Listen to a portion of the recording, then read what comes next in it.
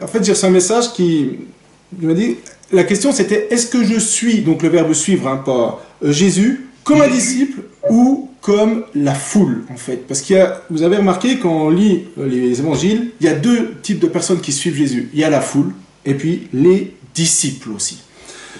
Et on va quand même s'intéresser à qu'est-ce que la foule. La foule, en réalité, c'est la grande majorité des gens qui suivent Jésus, des milliers, et c'est un peu monsieur, madame, tout le monde. Et cette foule, elle est très vague, ça va de la prostituée jusqu'aux pharisiens. Et cette foule sont des gens qui sont touchés par Jésus, au moins interpellés par Jésus. Il y a passé quelque chose pour le bien, mais aussi certains pour le mal. Il y a des pharisiens qui suivent Jésus pour lui tendre des pièges, le détruire. Oui, essayer de le faire chuter. La foule, c'est très vague en fait.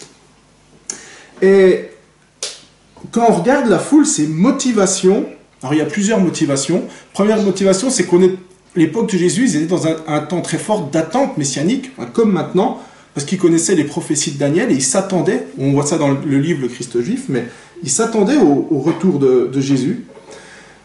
Ils voyaient aussi toutes les guérisons et les miracles. Et là, ça interpelle fortement les gens, surtout à l'époque, il n'y avait pas de médecine, et là, ils voyaient la grandeur de Dieu. Alors forcément, ça attire fortement. Il y a aussi un point, c'est la doctrine. Je vais m'arrêter un petit peu sur ce point, la façon d'enseigner de Jésus. Parce qu'on voit dans Matthieu 7, versets 28 à 29, alors Matthieu 7, versets 28 à 29, après que Jésus eut achevé ses discours, la foule fut frappée de sa doctrine, car il enseignait comme ayant autorité et non pas comme leurs scribes. Et donc il y a des gens, parce qu'ils étaient surpris de la façon qu'enseignait Jésus et comment il l'enseignait, ils suivaient aussi, ils étaient frappés. Je reviendrai peut-être sur ce point plus tard, mais on peut être, effectivement, quand on marche avec Dieu, quand quelqu'un qui parle de la part de Dieu, c'est pas un curé, il parle d'une façon vraie, avec autorité généralement. Et c'est pas quelque chose d'ennuyeux, c'est vivant, parce que la parole est vivante. Et ça interpelle, ça touche les gens aussi. Et des gens sont interpellés et viennent et suivent comme cela. Et en fait, cette foule, elle était à suivre Jésus, et j'ai mis au fait, elle était au bénéfice de Jésus, dans le sens, elle venait, elle suivait Jésus, mais pourquoi elle suivait Jésus? C'était comme pour les bénédictions, parce que ça l'interpellait, parce qu'il y a plein de choses qu'elle voyait, elle disait, « Ah, dis donc, il y a des miracles, il n'enseigne pas comme les scribes, etc. » Il y avait toute cette partie-là. Mais en fait, ces gens n'étaient pas proches de Jésus. La foule suivait Jésus, mais l'écoutait évidemment, mais elle n'était pas proche, et même elle ne comprenait pas Jésus. On va le voir, la preuve en est, c'est que Jésus le dit, et aussi Jésus parlant en parabole, eux n'avaient pas les explications qu'on met dans la Bible, et donc ils ne le comprenaient pas non plus. Donc c'était des gens qui étaient vraiment interpellés, parce qu'ils disaient, mais on ne comprend pas ce qu'il dit, on voit des miracles, on sait que c'est les temps messianiques, est-ce que c'est le Messie? Des fois on voit, ils se posent des questions. D'ailleurs Jésus pose un moment la question à ses disciples, que dit-on de moi que je suis? Que dit-on de moi? Et donc ça c'est la caractéristique de la foule. C'est des gens qui suivent Jésus, mais qui sont interpellés, mais comprennent pas forcément ce qu'ils comprennent pas ce que dit Jésus, premièrement, et ne sont pas proches de Jésus. L'autre catégorie de ceux qui suivent Jésus sont les disciples. Les disciples, eux, sont beaucoup plus proches de Jésus que la foule. Déjà, comme je vous l'ai dit, les disciples, eux, ils ont la compréhension. Ils passent du temps avec Jésus, seuls avec Jésus. Alors, ils sont un groupe de disciples. On ne sait pas exactement le nombre, parce qu'il y a les 12 apôtres, mais il y a aussi d'autres disciples qui étaient là. Et ils passent du temps avec Jésus, et Jésus en privé leur explique les paraboles. Donc ils ont du temps de communion avec Dieu.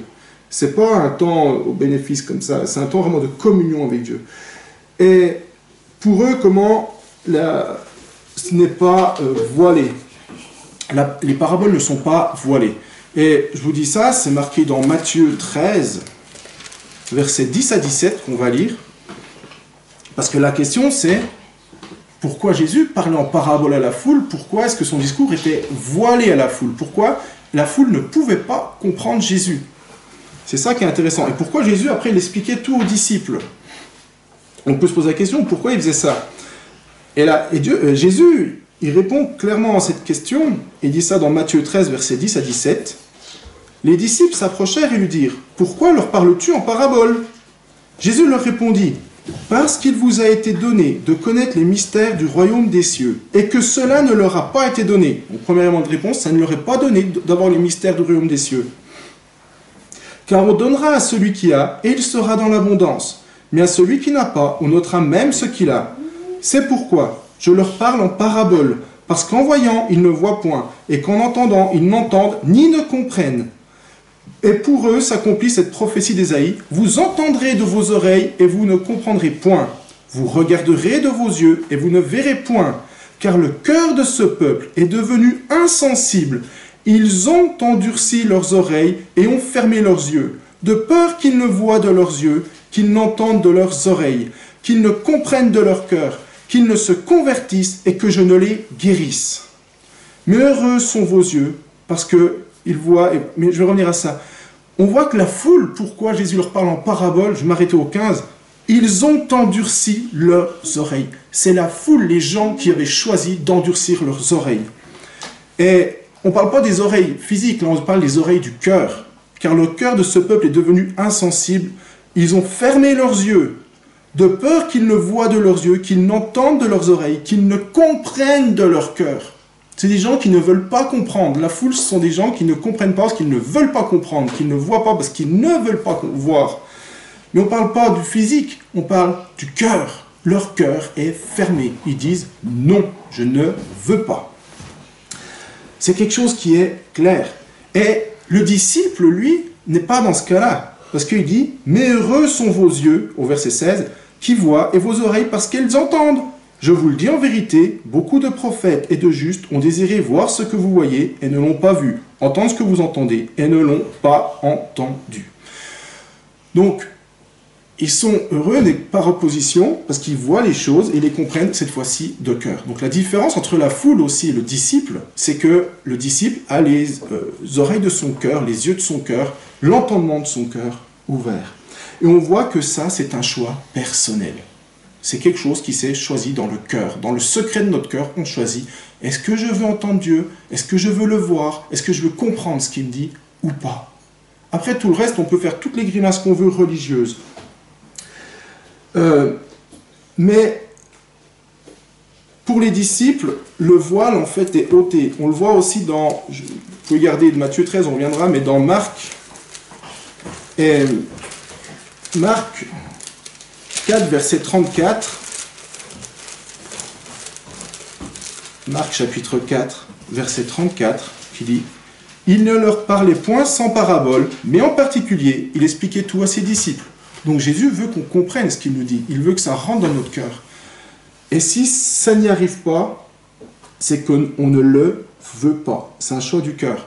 Personnellement, comme j'en ai témoigné, pendant 30 et des années, j'étais un chrétien religieux. Et il y a plein de choses que je ne comprenais pas, comme le disait. Mais en fait, je ne les comprenais pas parce que mon cœur était fermé. Parce que je ne voulais pas les comprendre.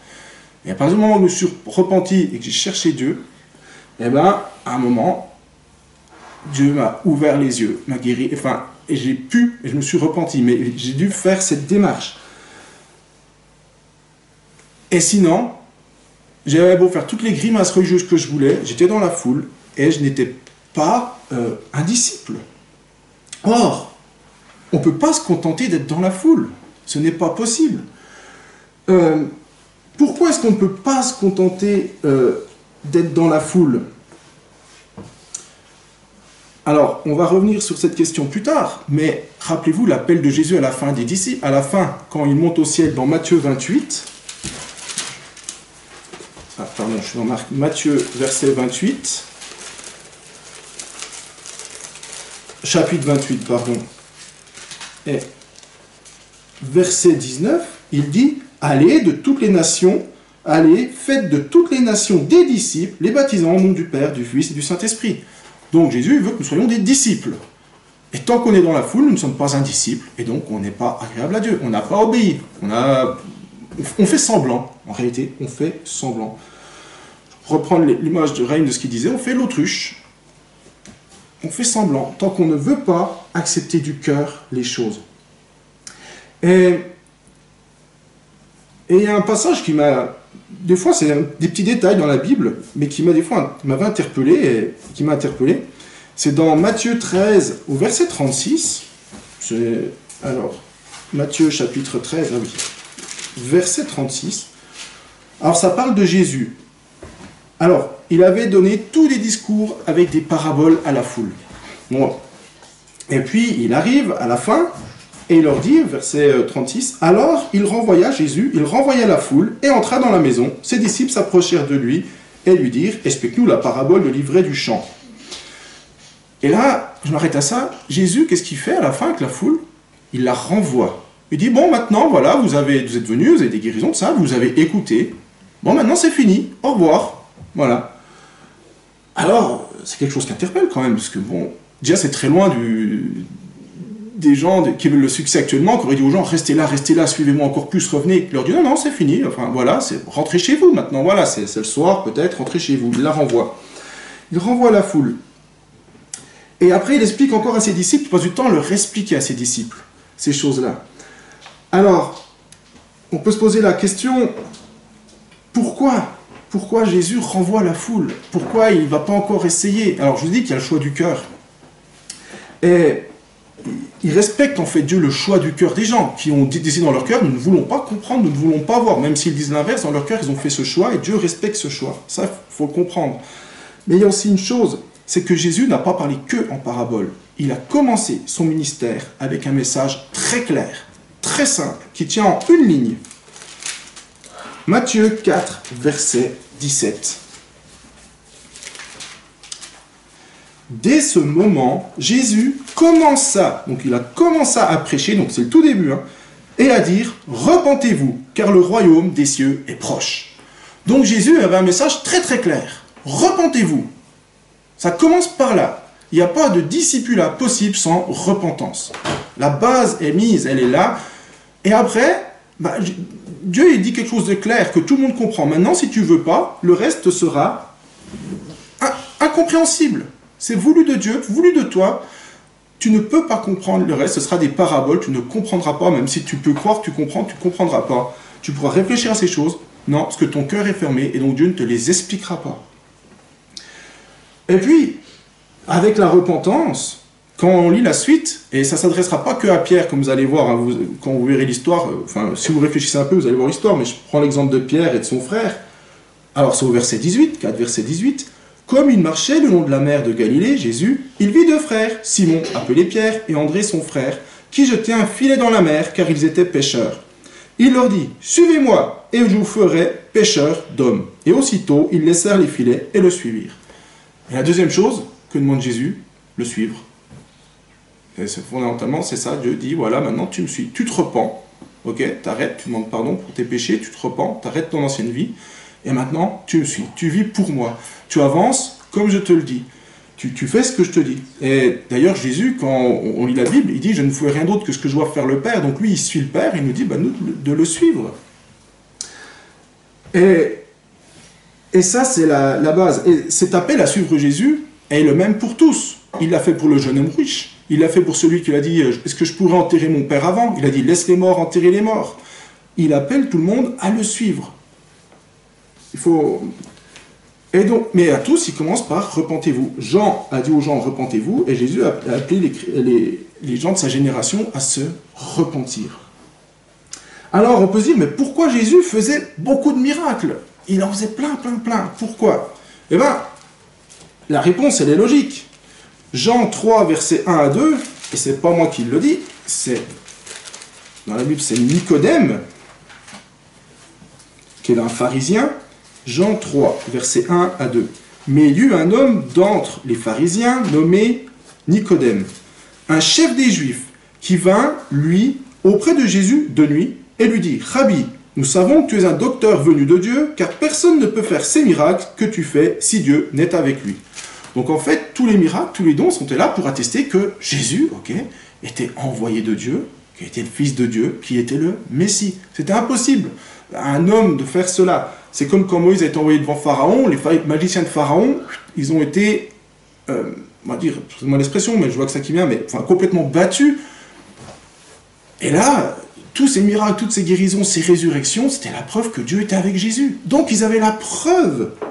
Et ces miracles-là, c'était pour montrer au monde, voilà, surtout que Jésus, c'était le Messie, que Dieu était avec lui.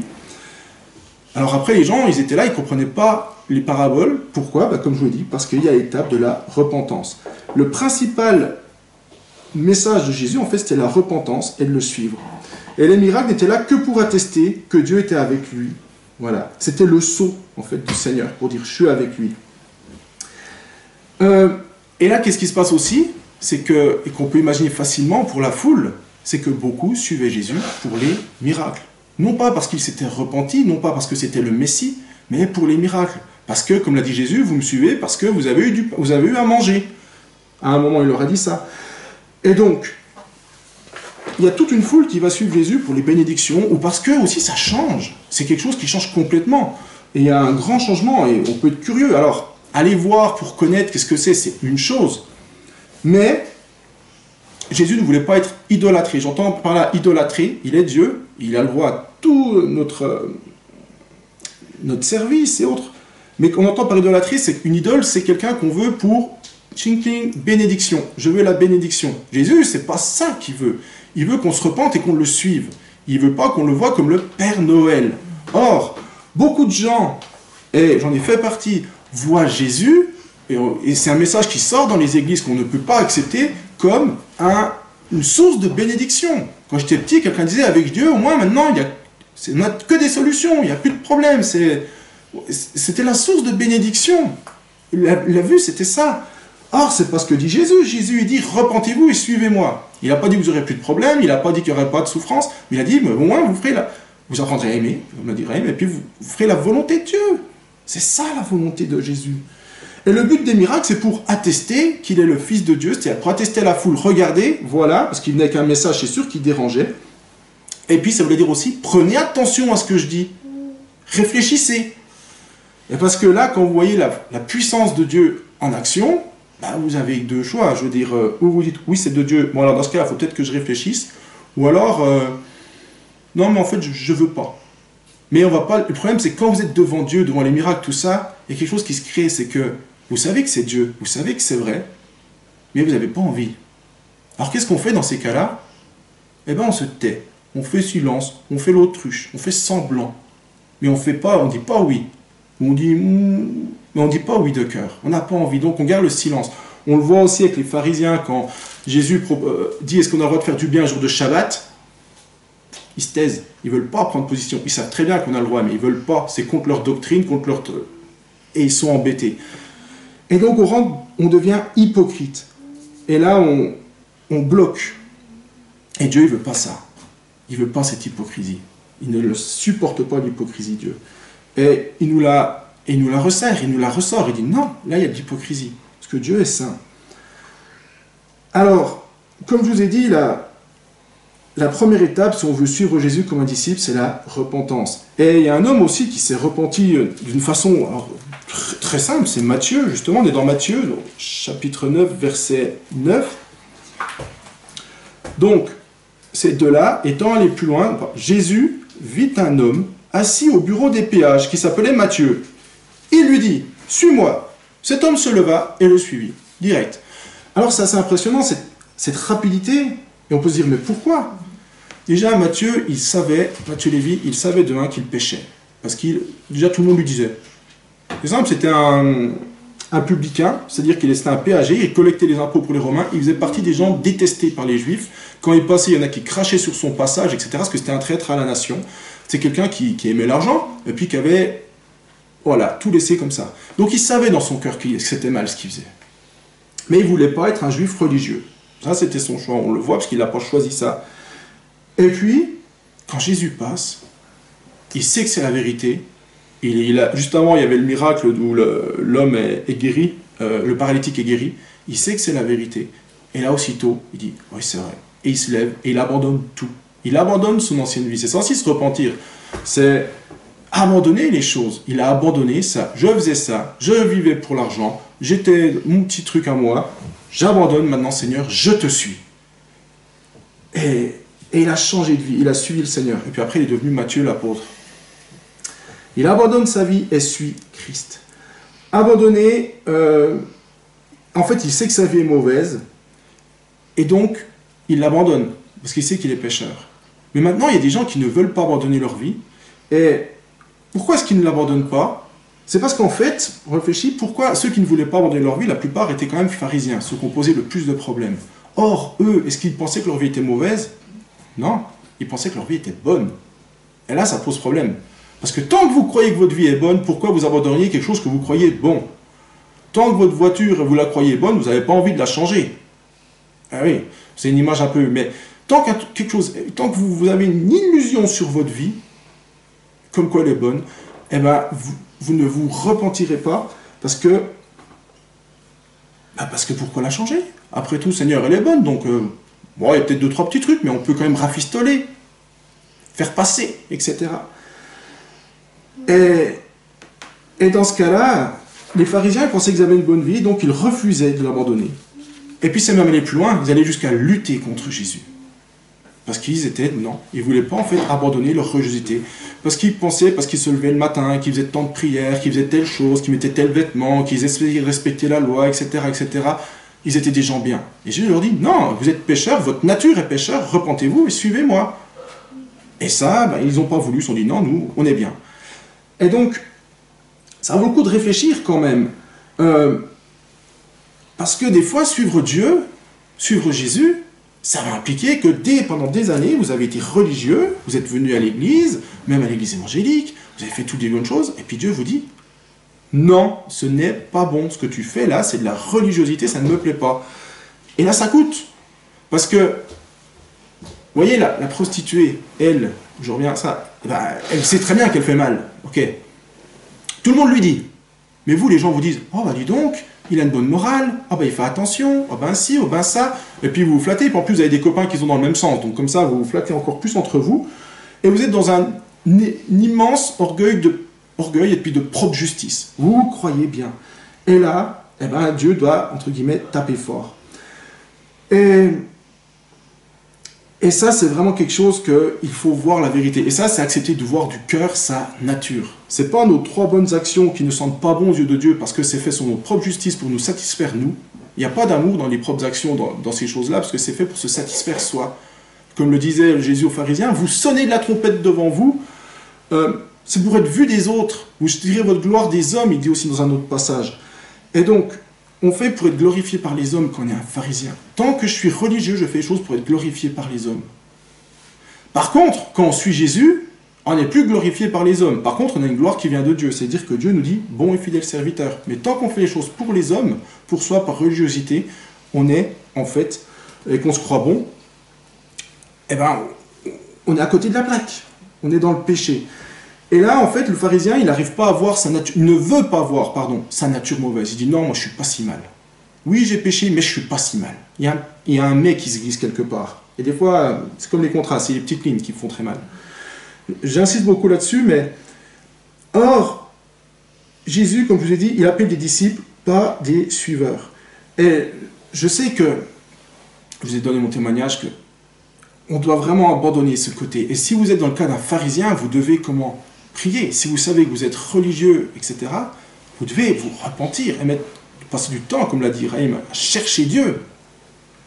Jusqu'à ce que la vérité, vous l'acceptiez en fait, parce que Dieu nous la montre la vérité, mais c'est l'accepter. L'accepter sur vous-même, sur votre nature pécheresse. Et il faut passer du temps à faire ça. Si vous êtes, surtout, moi je parle beaucoup pour les chrétiens, parce que j'ai vécu, mais vous êtes dans des églises peut-être plus de 20-30 ans, mais vous êtes dans la foule, vous n'êtes pas des disciples. Et là, vous devez vous arrêter et prier. Parce que en préparant le message, 2 ou 3 fois, Dieu m'a mis la conviction, et ça rejoint ce qu'a dit Raïm, et en 2025, évidemment, c'est un temps de changement, et Dieu m'a rappelé la prophétie de Jean-Baptiste, qui venait avant Jésus.